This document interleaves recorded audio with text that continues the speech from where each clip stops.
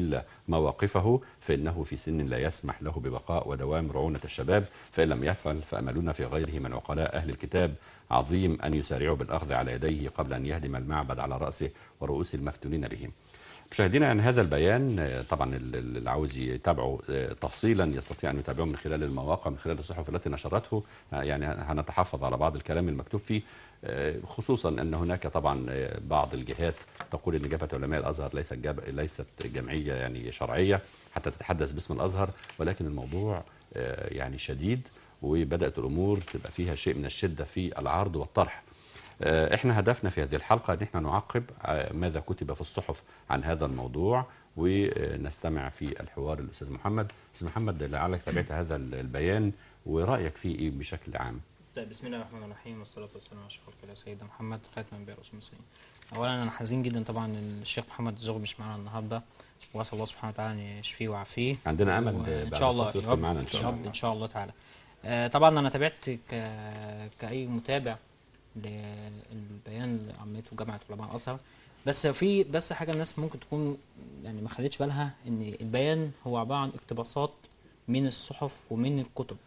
بمعنى ان البيان ده مش كلام، هو ده ناقلين عاملين زي اقتباس من بعض المقالات او بعض الصحف، منها مقاله الاستاذ محمد الباز صحيفه الخميس، منها مقاله الاستاذ علاء الجمل صوت الامه، منها مقاله للكاتب الكبير الاستاذ محمد حسنين هيكل خفيف الغضب. فهم يعني منقلين بعض الاقتباسات اللي اتكلمت عن الانبا شنوده بطرك الاقباط الارثوذكس في مصر، وناقلين الجزء اللي حضرتك قريته اللي هو الجزء الخاص بموضوع طبعا الاخت وفاء قسطنطين. يعني اسال الله سبحانه وتعالى ان يرحمها لو كانت عايشه، واسال الله سبحانه وتعالى ان يرحمها اذا كانت يعني توفت. يعني ان ده الكلام اتقال على لسان استاذ محمد الباز بصحيفه الخميس العدد 5193 سنه 5 سنه 2008 25/9. يعني هم كاتبين كده بالظبط، ناقلين اقتباس. والكلام اللي اتقال عن موضوع مزارع دينا ده اتقال في صوت الامه، اتقال برضه في صوت الامه على لسان الدكتور زغلول النجار في العدد رقم 365 صفحه 11 10 و11. فجبهه علماء الازهر تقصد انه بيان تجميعي؟ هو بيان تجميعي من الكتب ومن المقالات، والبيان على فكره منشور على جبهه علماء الازهر الموقع نفسه. طب هو توقيت صدور هذا البيان هل يعني مرتبط ده السؤال؟ آه.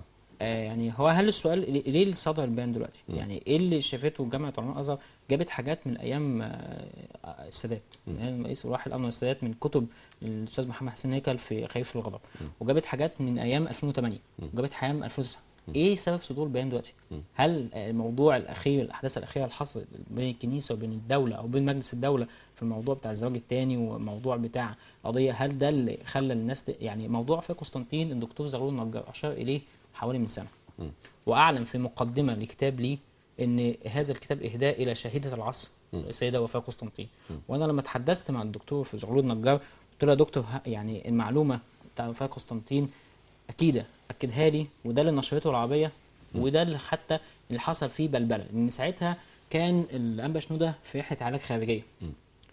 فالقمص عبد المسيح بسيط اللي كان متحدث ساعتها باسم الكنيسه طلع في الجريده في مصر اليوم واعلن ان اول ما يرجع القمص اللي يرجع البابا شنوده هنظهر وفاة قسطنطين. ثم رجع في كلامه لما رجع قال مش هنظهر وفاة قسطنطين. سالناه ليه مش هنظهر وفاة قسطنطين؟ قال لك ان ممكن تكون ملامحها اتغيرت، فاي واحده هنطلعها تقول مش هي. طبعا ده كلام يعني مش ما يصدقش عقل. يعني استاذ اشرف من زمان زي دلوقتي هو تغييرات بسيطه، بس فين وفاة قسطنطين؟ وده اللي عملناه حمله كمان احنا كمسلمين بنسعى عن وفاة قسطنطين، والباب اتقفل دلوقتي. فتجميعة البيان ده السؤال. ايه يعني انا عايز اسبق، يعني المفروض كان مقدمه نقول سبب اصدار البيان. هل احنا يعني انتوا شايفين الموضوع ده من زمان من 2008، وابدا الكلام من حوالي طبعا الرابعه دي بتاعت الاستاذ محمد حسين كان من زمان. ايه سبب صدور البيان دلوقتي؟ تمام. استاذ معاذ، يعني اول مره حد يعني يقدم اتهامات مباشره للبابا شنوده وبعض القساوسه الاخرين زي القس مكاري يونان اللي تضمن او جه اسمه في البيان. يعني هذه المباشره في توجيه الاتهامات، يعني هل ممكن ان تثير ازمات في الفتره القادمه؟ والله انا بس بسم الله الرحمن الرحيم احب بس اكد على كلمه قالها الاستاذ محمد، ان المقاله انا يمكن اطلعت عليها النهارده اغلبها نقولات، يعني هم ناقلين، فبينقلوا بعض الاقوال من بعض الاشخاص بينقلوها وبيعرضوها. بس هي فعلا وقتها يعني تخيل واحد يفكر ليه وقتها ده تحديدا. هل ممكن يربط مثلا ما بين كلام اللي قال بابا شنودة على القصة زكريا بطرس؟ مش عارف بصراحة، بس يعني عموما هي نقلت عن أشخاص معينين. لكن انت شايف ان في مناسبه معينه او حدث معين ممكن يعني يدفع مثل هذه الجبهه انها تقدم مثل هذا البيان؟ ممكن يعني رأيي الشخصي ممكن ربطها بمسألة الزواج الثاني. طيب استاذ محمد حمدي، يعني فكره ان جبهه علماء الازهر اساسا يعني تم حلها بقضيه في القضاء الاداري بشكوى قدمها شيخ الازهر الراحل الدكتور محمد سيد طنطاوي، ان هو اشتكى هذه الجبهه لانها كانت كثيره الاتهامات ليه ان هو يعني كان بيقدم فتاوى من وجهه نظرها. دي بيان ليهم بيان. فهو القصه هنا يعني هذه الجبهه هل هي شرعيه؟ هل خروجها من مصر ويعني وجودها في الكويت الان هل تتمتع بشرعيه قانونيه او بشرعيه كجمعيه انها تقدم مثل هذه البيانات باسم الازهر وعلماء الازهر، ولا انت مش متابع للاحداث؟ لا، هو اقول لحضرتك حاجه، انا كواحد كدارس قانون يعني، هو اللي انا لاحظته في البيان ان هو مختوم بختم معين جامعه علماء الازهر الجمعيه المشهره بس برقم الختم كذا. ده هل هو من الختم ده معترف به قانونا؟ حسب كلام حضرتك الختم ده مش معترف بقانونا. بس فكره الشرعيه وعدم الشرعيه، الشرعيه والقانونيه والشرعيه غير القانونيه، ده مساله احنا مالناش علاقه بيها من ناحيه القانونيه ده اهل القانون لهم سكتهم في الموضوع ده. الكلام، هل فعلا الكلام اللي اتقال في البيان صحيح؟ يعني انا لما اقول بيان انا اتحمل البيان ده. جبهه علماء الازهر قالت البيان. طبعا البيان زي ما قلت لحضرتك هو متجمع من صوت الامه ومن نصر كلام مش يعني جديد. كلام مش جديد، كلام منقول. ما فيهوش ولا معلومه جديده؟ لا، ولا معلومه بس جديده. هو سرد المعلومات بطريقه ظهوره كويسه عموما. بس الفكره ايه سبب الظهور دلوقتي؟ الفكره يا استاذ اشرف، الكلام كله اتقال طبعا، انا يعني قد يكون متابعه كلهم، يعني كلام الاستاذ محمد الباز وكلام الاستاذ محمد حسين هيكل بالنسبه لاحداث زوال الحما، وكمان بالنسبه لاحداث الاخت وفاء قسطنطين مكاوي يونان. ده النقطه، هذا الشخص هو الانسان الوحيد فعلا تضمن الموضوع ده. استاذ نبيه الوحش لما اتكلم في احد حلقات كده وعرض، قال لك دي خطه التنصير موجوده في مصر اهي 1 2 3 وجاب اماكن ولا اخره. ففي شغل بيحصل وفي جبهات بتحصل، بس الجبهه لازم تبين لنا الاول ايه فايده او ايه لازمه الظهور دلوقتي الاعلان ده.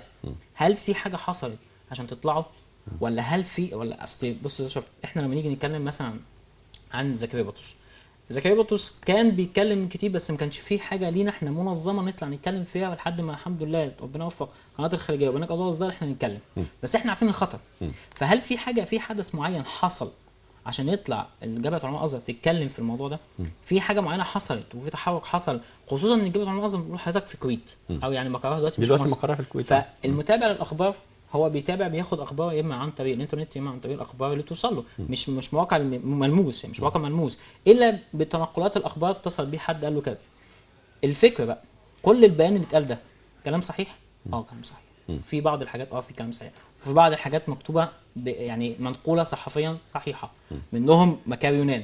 هذا الرجل مكاوي يونان مستغل كنيسه عاملها بتاعته، بيعمل فيها عمليه تنصيم مباشر وبيزيحها على الفضائيات وبيعمل عمليه اللي هو السحر. اي فضائيات النت ولا فضائيات الانترنت ولا فضائيات الصناعيه؟ فضائيه مسيحيه، والفضائيه دي تذاع على النايل سات اعتقد، وعلى الهيرد برضه القمر الاوروبي. جميل. وكان في القناه اللي كان فيها زكريا بطرس، اللي معاذ عاملين لنا برضه مفاجاه ثانيه عن زكريا بطرس في الموضوع ده. فمكاوي يونان هو محور حوار انا بقى. يعني مكاوي يونان انا هذا الشخص انا اهتم بيه شخصيا. ده الجزئيه اللي انت عاوز تتوقف عندها لان مكاوي يونان هو بيستغل بعض طب نقرا الجزء في البيان. هو قال انه تحت رعايته وباشرافه قام القس مكاري يونان ببناء 10 قصور خلف مزارع دينا في طريق مصر الاسكندريه الصحراوي، وعلى اراضي مغتصبه من الدوله وبغير اوراق تصاريح للبناء يحتجز فيها ابناء وبنات للمسلمين منذ اكثر من 5 أعوام، قامت خلالها الكنيسه بتغيير بطاقات بعضهم ومن ثم تهريبهم بعد استخراج جوازات سفر مزوره لهم ولهن الى قبرص، ومن هناك وزعوا على كندا وامريكا واستراليا ونيوزيلندا لغرض تنصيرهم وتنصيرهن. ده كلام ده الخبر او ده الجزء اللي في البيان. ده منقول عن دكتور زغلول النجار في صوت الامه العدد 365 صفحه 11 10 و11. تمام. انا ماليش دعوه بالكلام اللي اتقال ده كله غير في حته واحده في المنطقه دي، في منطقه مكاوي يونان. قمص مكاوي يونان هو احد القماصه التابعه للكنيسه المصريه اللي اتقال عليه من انبا بشوي بعض الكلمات او بعض الهجوم ان هو ينتمي للطائفه البروتستانتيه الخمسينيه، تسجيل موجود وان شاء الله هنعرضه. مكاوي يونان بيستغل بعض المسلمين الضعفاء، ضعفاء النفوس، ضعفاء العقول، ان هو بيعمل عمليه ان هو اخراج الجان او اخراج الشيطان او روح